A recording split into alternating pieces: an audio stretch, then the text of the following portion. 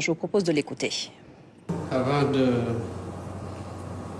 venir au point concernant la mission à Séville, particulièrement la participation à la conférence sur le financement du développement, je voudrais aborder un thème lié à l'actualité nationale concernant les pertes en vies humaines que nous avons déplorées consécutivement à l'intervention de la police au niveau de Rosso et au niveau de Cambérène.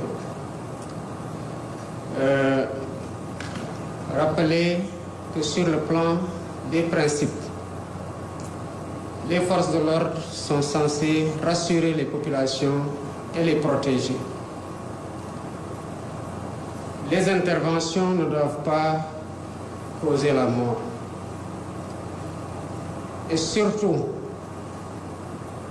le fait que des citoyens, lors d'interpellations de la police, perdent la vie, ne pourrait jamais être considéré comme une banalité.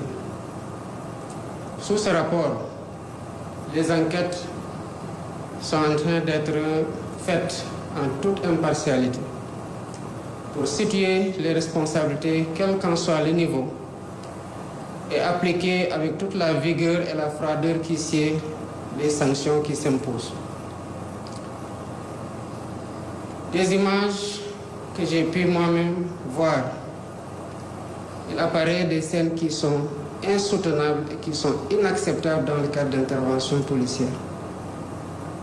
On saurait se servir des citoyens qui ont fait l'objet d'une arrestation dans le cadre d'échauffourées contre la police, contre un quelconque corps constitué dans les forces de défense et de sécurité. Se servir d'un citoyen interpellé comme un bouclier. Cela ne ressort pas des règles d'engagement des forces de défense et de sécurité sur le terrain.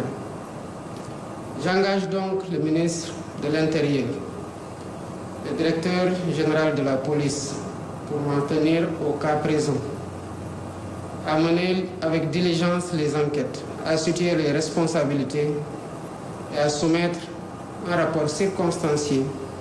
Et si des sanctions s'imposent, d'y aller avec toute la fermeté qu'il faut pour que ces cas puissent servir d'exemple et que plus jamais la mort dans les commissariats ou à l'occasion d'interventions qui peuvent être maîtrisées ne puisse pas être acceptée comme relevant de la normalité.